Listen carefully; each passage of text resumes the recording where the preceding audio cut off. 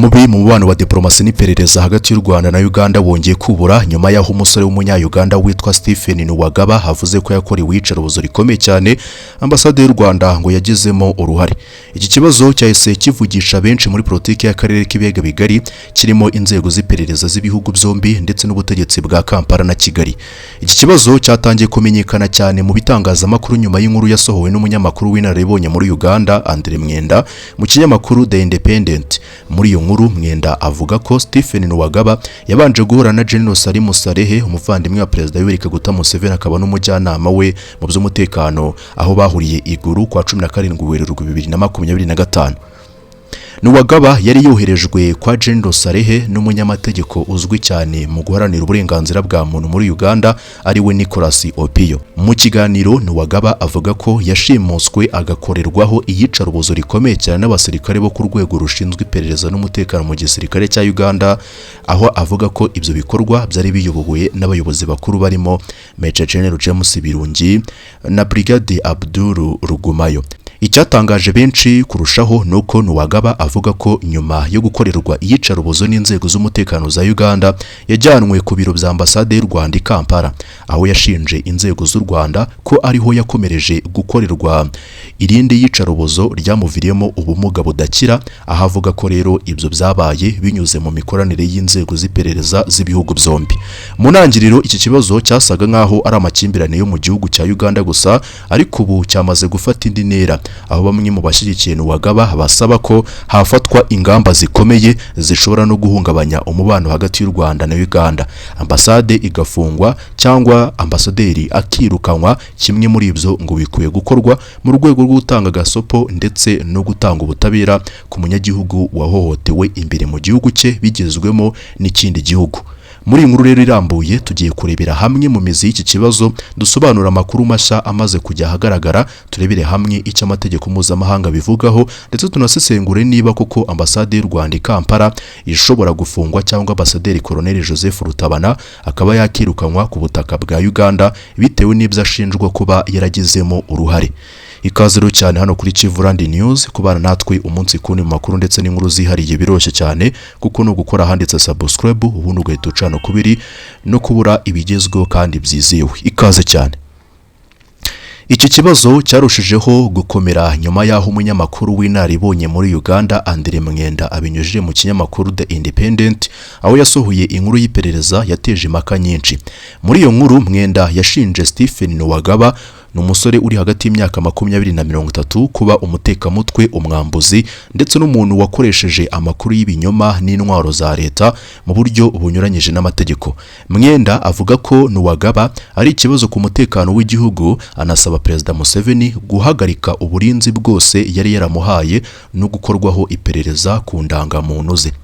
Ariko inkuru yahise ifata indi ntera ubwo Mwenda yavugaga ko Nuwagaba yagiye iguru kwa 17 Werurwe 2025 guhura na General Sali Musarehe umuvandimwe wa Perezida Yoweri Museveni abifashijwemo n'umunyamategeko Nicholas Opio. Muri icyo kiganiro rero Nuwagaba we avuga ko yakorewe iyicarubozo n'abasirikare bo mu rwego rushinzwe iperereza rya gisirikare cya Uganda CDIS ayobowe na Major General James Birungi na Brigade Abdul Rugumayo. Icyakomeje rero gutangaza benshi nuko Nuwagaba we avuga ko nyuma yo gukubitwa no gukorerwa iyicarubozo n'abo basirikare yajyanwe mu nzu zibanga zo muri Ambasade y'u Rwanda i Kampala, aho yavuze ko yakomeje rwose gukorerwa irindi yicarubozo rikomeye cyane ryamuviriyemo ubumuga. Kuwa mbere rero tariki ya 3 Kanama 2026 Perezida Yoweri Museveni yasohoye itangazo rirerire cyane kandi risobanura byinshi. Iri tangazo rero yarinyuje n'ubundi ku rubuga rwe rwa X. Twisunze rero amakuru akubiye muri iryo tangazo. Muri iryo tangazo Museveni yanenze bikomeye cyane umunyamakuru Andrew Mwenda amushinja gushaka kuyobya ibitekerezo by'abaturage kugira ngo rwose batita ku bibazo nyabyo birimo ikene wabo, ruswa n'iyicarubozo bikorwa na bamwe mu nzego z'umutekano za Uganda. Muri make Museveni ashyigikiye ibyatangajwe n'uyu Nuwagaba. Museveni yemeje ko Stephen Nuwagaba ari umuntu wahunze, ariko anavuga ko yakorewe iyicarubozo rikomeye ryamusigiye ubumuga rikozwe n'abari mu nzego z'umutekano za Uganda. Museveni muri iri tangazo agira ati Nuwagaba ni umusore waje kundeba ahunga, yakorewe iyicarubozo ndetse arakomereka bikomeye. Hari abantu bo mu nzego z'umutekano bashakaga kumucecekesha ndetse bamwe bashakaga no kumwica. Perezida Museveni yongeyeho ko yamaze amezi menshi yita kuri Nuwagaba, amwoherereza ibyo asabwa byose mu kugira ngo ahabwe ubuvuzi ku bitaro bikomeye byo muri Uganda no hanze y'igihugu kugira ngo arokore ubuzima bwe. Yanashimangiye ko inzego z'umutekano zitemerewe gukubita cyangwa gukorera iyicarubozo abantu bakekwaho ibyaha. Avuga ko bamwe mu bakekwaho ibyo bikorwa batangiye kugezwa imbere y'inkiko. Muri make Museveni we ashyigikiye ko rwose uyu Nuwagaba yakorewe iyicarubozo kandi ko akwiye ubutabera. Kwemera rero ku mugaragaro kwa Perezida Yoweri Museveni ko Stephen Nuwagaba yakorewe iyicarubozo rikomeye ryamusigiye kandi ubumuga byahaye imbaraga nshya abamushyigikiye. Inshuti ze, abanyamategeko baharanira uburenganzira bwa muntu muri Uganda ndetse n'imiryango itegamiye kuri leta bahise bafata amagambo ya Museveni nk'ikimenyetso gikomeye gishyigikira ibirego bya Nuwagaba. Aba bamushyigikiye bari gukora ubukangurambaga bukomeye cyane ku mbuga nkoranyambaga no mu bitangazamakuru byo muri Kampala, bavuga ko niba perezida ubwe yemera ko Nuwagaba yakorewe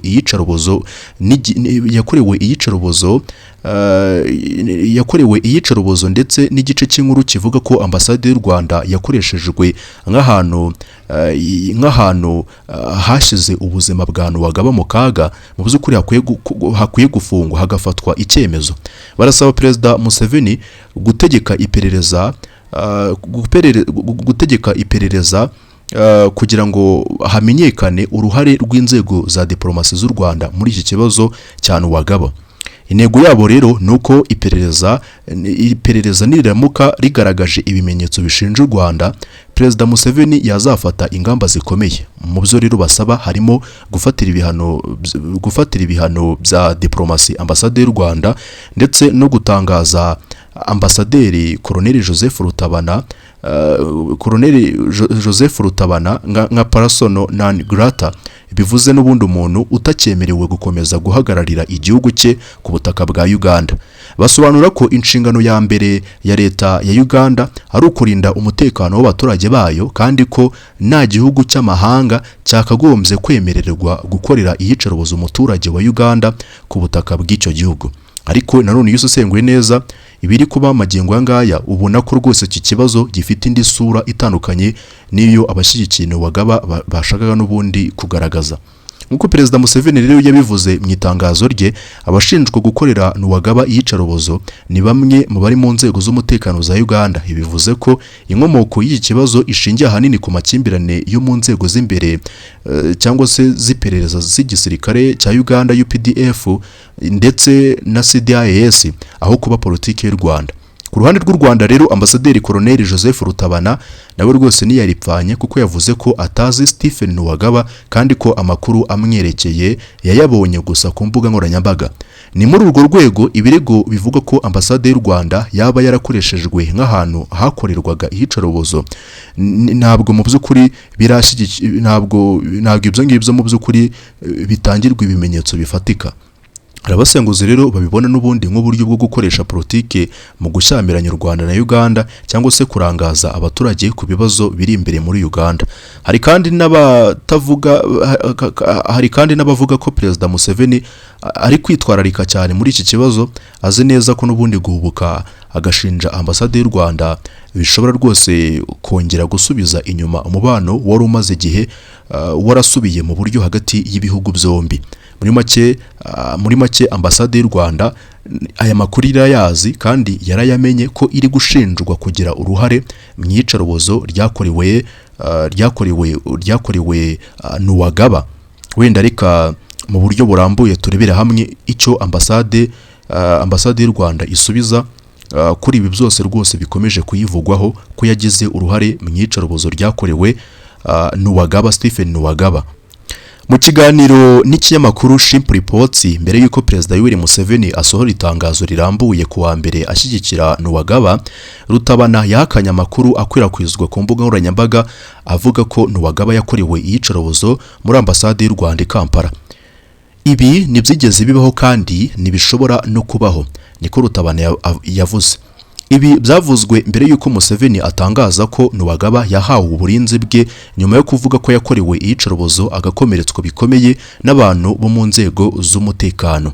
Rero mu by'ukuri ambasade y'u Rwanda ibingibi irabihakana kandi yivuye inyuma igaragaza ko nta mpamvu n'imwe yatuma bakora ibyo bikorwa byahungabanya cyangwa se byabangamira umutekano w'umunyagihugu, ko kandi ambasade y'u Rwanda ibyo bikorwa itabibarizwamo rwose, ko nta safe house igira bakoreramo iyicarubozo n'ubundi ribangamira uburenganzira bw'ikiremwa muntu.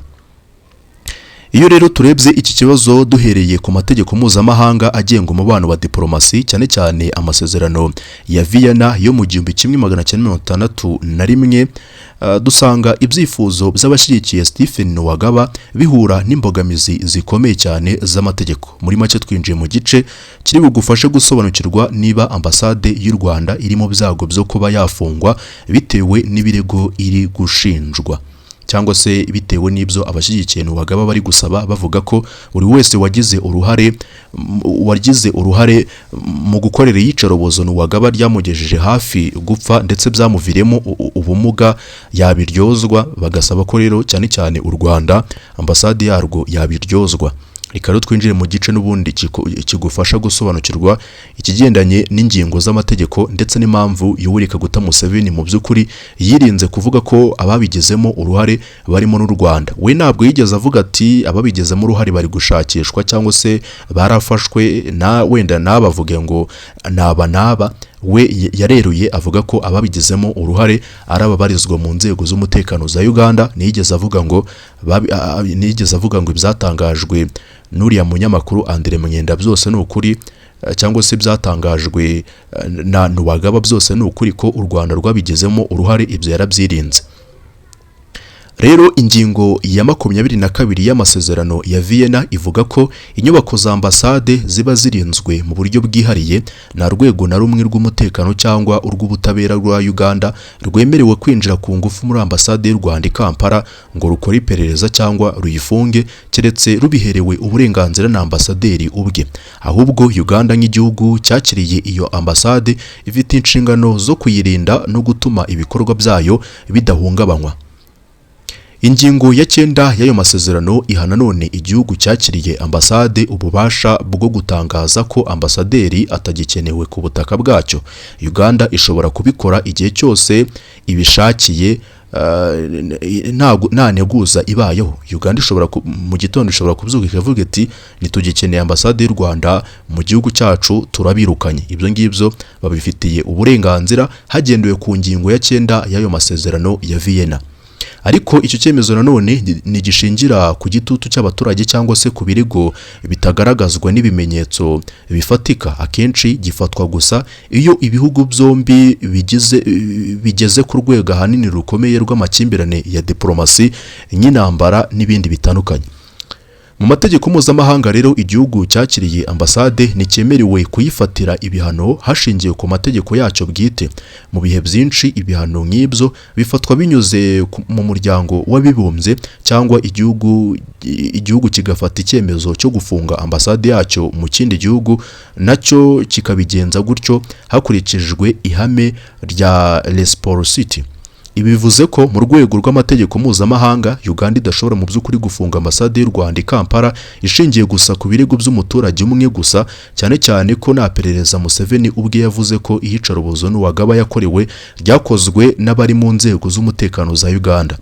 Mu gusoza rero iyi nkuru biragaragara ko rwose Stephen Nuwagaba n'abamushyigikiye mu by'ukuri bafite impamvu zo gusaba ubutabera bitewe wenda n'ibikomere by'iyicarubozo uyu musore yakorewe, nk'uko na Perezida Yoweri Museveni ubwe yabyemeye. Ariko kandi kugerageza gushinja ambasade y'u Rwanda cyangwa se Ambasaderi Col Joseph Rutabana uruhare muri iryo yicarubozo ni ikirego kigikeneye mu by'ukuri ibimenyetso bifatika kugira ngo bihabwe agaciro mu mategeko, cyane ko uyu Nuwagaba none ashobora kwifashishwa n'abatavuga rumwe n'u Rwanda ndetse n'abifuza ko umubano hagati y'u Rwanda na Uganda wasenyuka, bakamubwira uti wowe genda utangaze ibi ngibi ugaragaze uburyo ki u Rwanda rwagize uruhare mu bibazo wahuye nabyo. Kugira ngo nanone dusobanukirwe neza uburemere bw'ikibazo cya Stephen Nuwagaba, ni ngombwa kubanza gusubira inyuma tukareba amateka y'umubano w'u Rwanda na Uganda ndetse n'igihe wageze mu bihe bikomeye by'amakimbirane. Ari nayo mpamvu rero ibi bikomeje guteza impaka, benshi bibaza niba iri ritaba ari intangiriro yo kuba umubano wari umaze kumera neza hagati y'u Rwanda na Uganda ushobora kuba ugiye kongera gusubira mu bibazo bitewe n'ibikomeje n'ubundi kuza nk'ibirego, cyane ko n'igihe no mu myaka yashize ubwo umubano hagati y'ibihugu byombi wazagamo agatotsi. Nuko nguko mu by'ukuri byatangiye, u Rwanda rushinjwa ibirego bitandukanye, u Rwanda narwo rugashinja Uganda ibindi birego bitandukanye. Nubundi kuva mu mpera za 2017 kugeza mu ntangiriro za 2022 umubano hagati y'ibihugu byombi wari warazambye cyane, ibintu byageza aho u Rwanda rufata icyemezo cyo gufunga umupaka warwo wa Gatuna mu mwaka 2019. Muri icyo gihe rero u Rwanda rwashinjaga Uganda ibintu bitatu by'ingenzi. Icyambere ni ugushyigikira imitwe irwanya leta y'u Rwanda. U Rwanda rwavugaga ko Uganda yari ifite uruhare mu gufasha imitwe irwanya ubutegetsi bwa Kigali, cyane cyane umutwe wa RNC ndetse na FDLR. U Rwanda rwavugaga ko inzego z'iperereza rya gisirikare rya Uganda icyo gihe ngo ryitwaga CMI zari zifitanye imikoranire n'iyi mitwe mu bikorwa byo guhungabanya umutekano w'u Rwanda. Icya kabiri ni uguhohotera abanyarwanda no kubakoreraho iyicarubozo. U Rwanda rwavugaga ko abanyarwanda benshi bajyaga muri Uganda bafatwaga n'inzego z'umutekano bagafungirwa ahantu hibanga, bagakorerwa iyicarubozo bashinjwa kuba intasi z'u Rwanda. Hari n'abandi bavugaga ko birukanwaga muri Uganda mu buryo bunyuranyije n'amategeko. Icya gatatu ni ukubangamira ubucuruzi. U Rwanda rwavugaga ko Uganda yabangamiraga ibicuruzwa byarwo byanyuzwaga ku butaka bwa Uganda bigana ku masoko yo mu karere. Ku rundi ruhande rero Uganda nayo yashinjaga u Rwanda kwinjiza abatasi mu nzego zayo z'umutekano no mu buyobozi bw'igihugu. Iri fungwa rero ry'umupaka ndetse n'amakimbirane ya politike byagize ingaruka zikomeye cyane ku mpande zombi. Ubucuruzi bwambukiranya imipaka bwarahungabanye cyane, abacuruzi b'abanyarwanda n'abagande bahumba amafaranga menshi cyane, kuko n'ubundi umupaka wa Gatuna ari umwe mu mihanda ikomeye cyane yakoreshwaga mu bucuruzi mu muryango wa Afurika y'Uburasirazuba EAC. Imiryango myinshi rero yari isanzwe ifitanye imibanire hagati y'ibihugu byombi yarababaye. Abantu batangiye gutinya kwambuka umupaka kubera impungenge zo gufatwa cyangwa se kugirana ibibazo n'inzego z'umutekano. So rero izo ntonganya zateje umwuka mubi cyane ndetse bitera ubwoba ko ibihugu byombi bishobora n'ubundi kugera ku makimbirane akomeye, arimo no kuba byakwisanga mu ntambara. None ese amagambo y'umuntu umwe gusa kuri ubu ngubu ari we Stephen Nuwagaba utanga ibirego bitagaragazwa n'ibimenyetso bifatika, mu by'ukuri ashobora guhungabanya cyangwa gusenya umubano w'ibihugu bibiri nka Uganda n'u Rwanda wari umaze imyaka myinshi warongeye kubakwa nyuma y'uko mu 2022 hafashwe umwanzuro wo kwiyunga. Mu by'ukuri urebye uko ibintu bya diplomasi n'umutekano wo mu karere kuri ubu ngubu bihagaze muri mwaka 2026, birasa nkaho bidashoboka ko ikibazo nk'iki ngiki cyonyine cyasenya uwo mubano kubera impamvu zikurikira. Ya mbere n'ubundi ni inyungu z'ibihugu byombi, cyane ko inyungu z'ibihugu zirusha uburemere ikibazo cya Nuwagaba.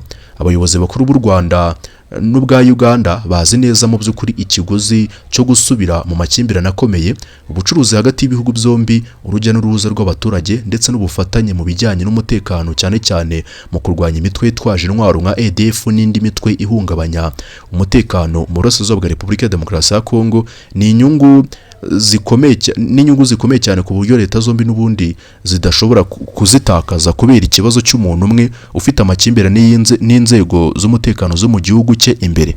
Muri make Museveni ukuba yaririnze kugira icyo avuga mu gushyigikira biriya birego byatanzwe na Nuwagaba ni ikimenyetso cy'uko nawe atifuza ko umubano w'u Rwanda na Uganda wakongera kuzamo agatotsi. abakuru b'ibihugu byombi rwose n'abanyepolitike bafite uburambe ndetse banakomoka mu gisirikare. Mu itangazo rye Perezida Museveni yagaragaje ko ikibazo cya Nuwagaba kigomba kureberwa mu makimbirane yo mu nzego z'umutekano za Uganda, aho yavuze ko hari abantu bakoze ibikorwa by'iyicarubozo n'ubundi byari byaramaze kumenyekana, rero ko bari gukurikiranwa ndetse ko abambere barafashwe. Kuba rero Museveni atarashinja u Rwanda muri iryo tangazo rye, bamwe babifata nk'ikimenyetso cy'uko abona ko iki kibazo n'ubundi ari ikibazo kigomba gukemurwa n'abayobozi b'imbere mu gihugu cye ubwabo batakizanyemo abandi. Mu rwego rwa diplomasi dufata